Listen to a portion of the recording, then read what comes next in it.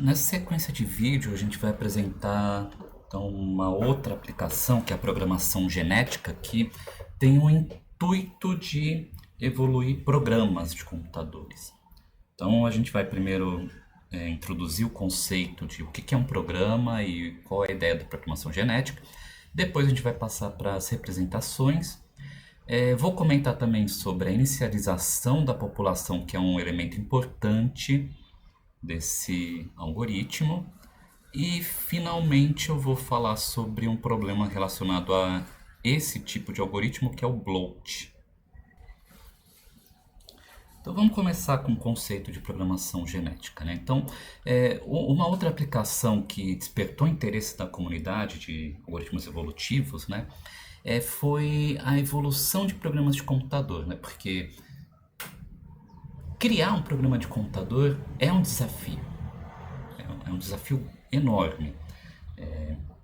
Tanto é que para você se tornar um bom programador, para você entender como funciona o conceito de algoritmos, como otimizar os seus códigos, vocês passaram por diversas disciplinas, né, de algoritmos, estrutura de dados, análise de complexidade. Então, criação de um algoritmo, de um programa, não é algo simples, uma tarefa simples.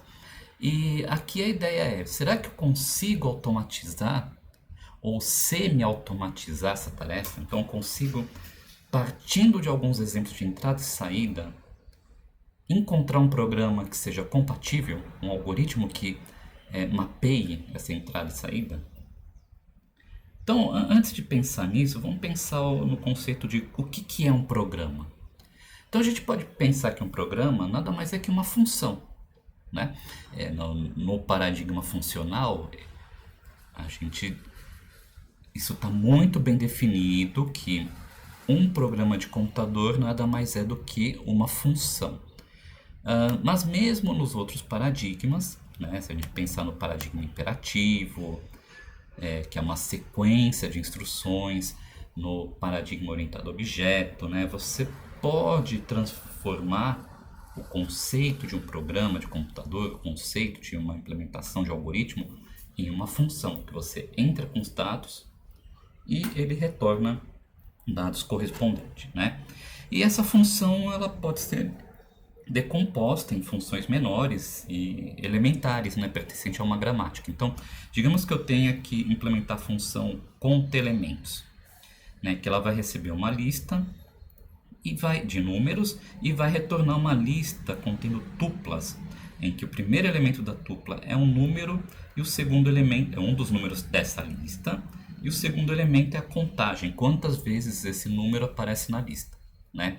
Então veja, esse programa em específico ele pode ser implementado, tá, através de funções, composição de funções elementares, né? Então esse pontinho aqui a gente vai ler da mesma forma que a gente lê na matemática quando a gente tem f, peraí,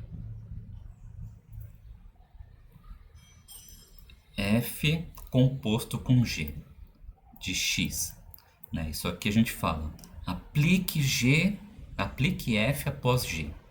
Então isso é equivalente a um f de g de x. Tá? Então veja, como que eu faço para contar os elementos? Eu ordeno a minha lista, agrupo a lista. Então primeiro eu ordeno a lista e vai gerar 1, 1, 1, 2, 2, 3. Depois, no resultado do sort, eu aplico o group, que vai me gerar uma lista de lista que vai ser isso aqui, ó. Uma lista contendo os uns, outros dois e outra contendo apenas um valor de 3. E aí em seguida eu mapeio essa função aqui, ou seja, para cada elemento da lista eu gero uma tupla que vai conter o primeiro elemento da lista e o complemento dessa lista. Então vamos lá. Para a primeira listinha aqui, o primeiro elemento é o 1 e o complemento dela é 3. Segundo elemento aqui, ó, o primeiro elemento dessa lista é 2 e o comprimento dela é 2. E finalmente essa última lista o primeiro elemento é o 3 e o comprimento dela é 1. Então eu tenho o meu resultado. Então veja que uma vez que eu tenho uma gramática rica, né, de funções, eu simplesmente posso implementar um programa como a composição delas, a junção delas. E isso se torna um problema combinatório, né? Então qual é a sequência de funções que eu posso criar de tal forma que ele resolva o meu problema, que ele mapeie essas minhas entradas para as minhas saídas, né? E veja que é um problema com restrição porque eu não posso simplesmente compor quaisquer duas funções f e g. Para eu fazer essa composição, eu tenho uma restrição de que a saída de g tem que ser compatível com a entrada de f, né? Então, se a saída de g é um caractere e o f espera um inteiro, eu não posso fazer a composição. Bom, e dependendo do nosso contexto, né, a gramática ela pode ser reduzida. Então, por exemplo, num problema de classificação, a gente pode ter o seguinte: eu vou ter como gramática predicados, tá? Que quando verdadeiros indica que aquela amostra pertence a uma classe 1, caso contrário é uma classe 2. E o predicado é simplesmente funções booleanas, né? Ou seja, a minha gramática nesse caso, ela se reduz aos operadores de comparação, né? E os operadores booleanos, o e, o ou e o não. Faltou diferente, né? Pronto. Então veja que com isso eu tenho uma gramática muito menor do que a gramática de uma linguagem de alto nível, mas dependendo do contexto que eu estou querendo trabalhar, ela é suficiente.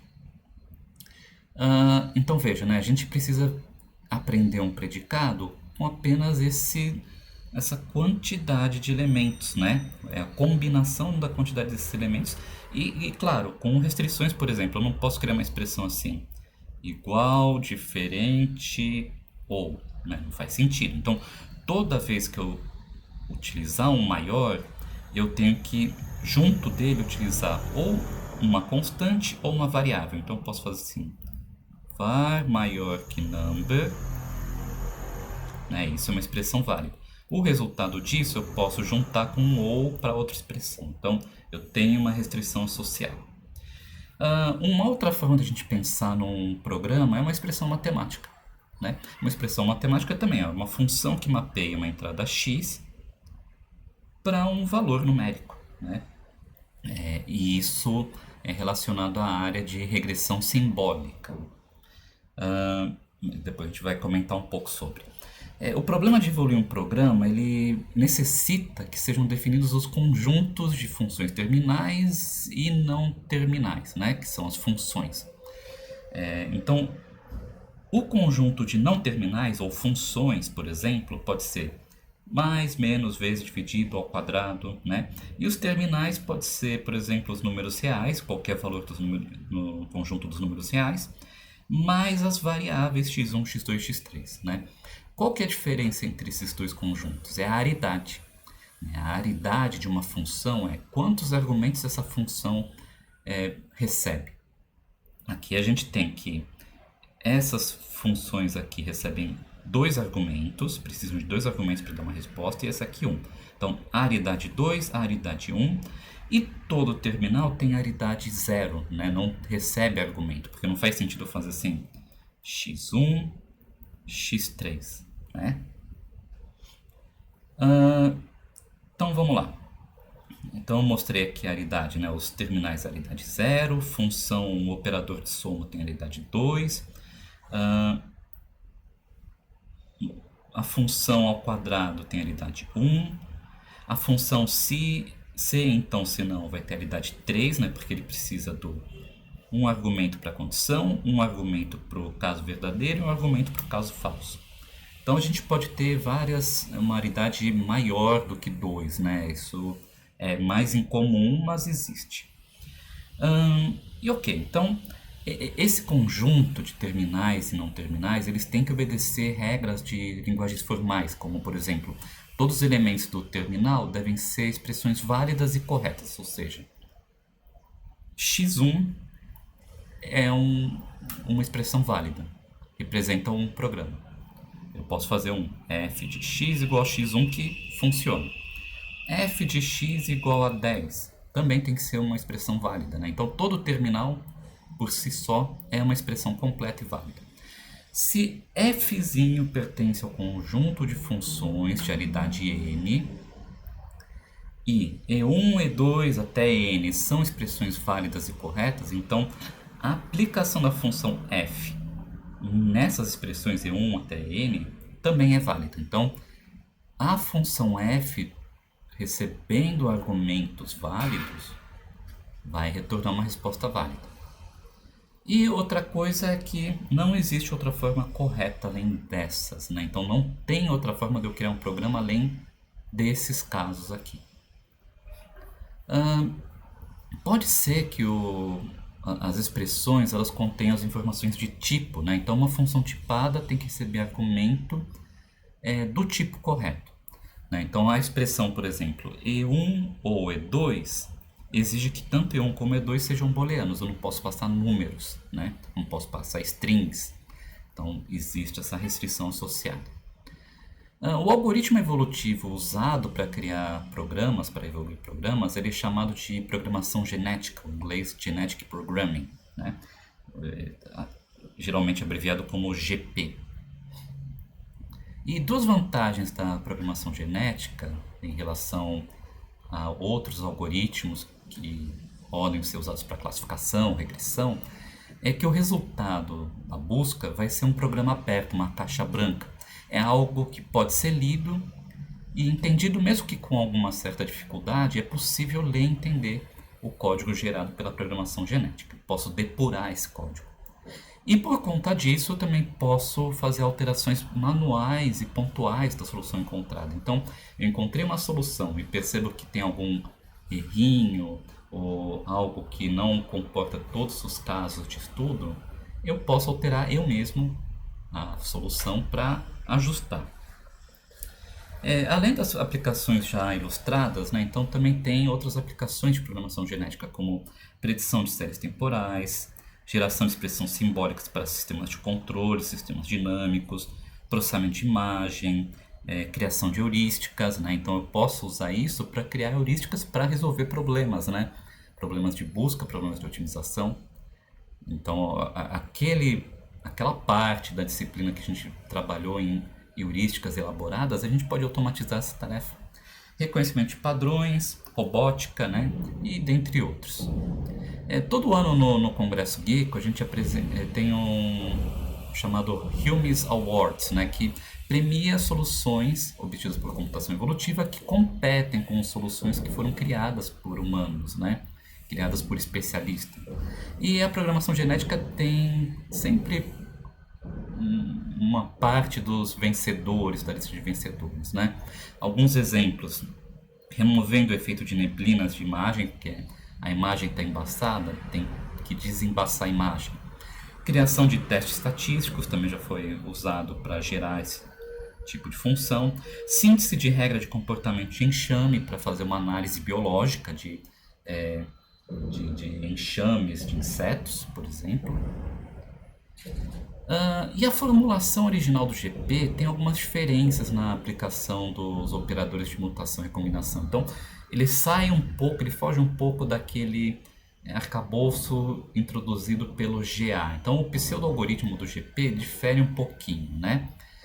Enquanto no GA a gente faz a sequência de recombinar para em seguida fazer mutação, no GP eu escolho, no GP original, no tradicional, eu escolho apenas um dos dois para cada indivíduo, né? Então, não necessariamente você tem que estar preso nesse arcabouço que eu vou mostrar agora, mas esse foi o propósito original do algoritmo de programação genética, que eu vou explicar aqui.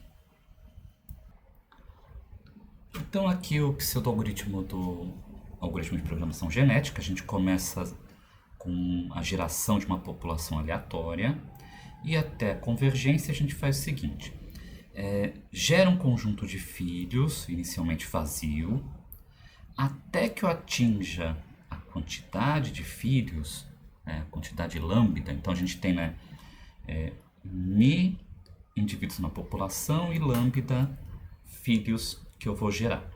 Eu vou verificar, vou executar a mutação? Se sim, né, então se retornou verdadeiro, ele vai fazer o seguinte, então ele vai escolher um indivíduo aleatório, né, da população, vai aplicar a mutação nesse indivíduo, gerando um filho, né, e vai acrescentar esse filho no conjunto de filhos. Caso ele resolva não fazer a mutação, ele vai fazer o cruzamento. Então ele vai escolher dois pais aleatórios, vai combinar esses dois pais, gerando um filho 2, e vai colocar esses dois filhos na população filhos, até que ele consiga gerar a quantidade de filhos que a gente está querendo, que é o lambda, né? E aí ele vai fazer no final a seleção, né? Aqui está faltando, peraí. Então aqui ele vai fazer a sobrevivência. Survivor da população atual combinada com a população filho. E repete o procedimento, né? Então basicamente esse é a diferença entre o GA e o GP, né? Tá justamente nessa parte aqui em que eu vou escolher para cada filho que eu vou gerar se ele vai ser fruto da mutação ou do cruzamento. Como que eu avalio o desempenho de um programa, né? Então o fitness, né, de um programa geralmente é calculado pela quantidade e qualidade dos acertos em relação ao conjunto de exemplos de entrada e saída. Então eu preciso ter, na maioria dos casos pelo menos, eu preciso ter um conjunto de entrada e saída para validar o meu programa, né? Eu posso ter eventualmente outros tipos de métricas dependendo do programa que eu estou gerando. Às vezes o programa já permite que eu tenha um fitness estimado sem a necessidade de entrada e saída, né? Mas a maioria das vezes a gente precisa ter um conjunto de entrada e saída e usa as funções de erro comuns na literatura de regressão e classificação. Caso a representação permita programas inválidos, né? Geralmente a gente tenta trabalhar com representações que não permitem infactibilidade, mas se for o caso é possível a gente usar tratamentos similares aos tratamentos de casos com restrições, né? Que foi mostrado no vídeo da otimização não linear, né? Então, caso alguém tenha interesse, volte nesse vídeo para ver formas de tratamento de exceções.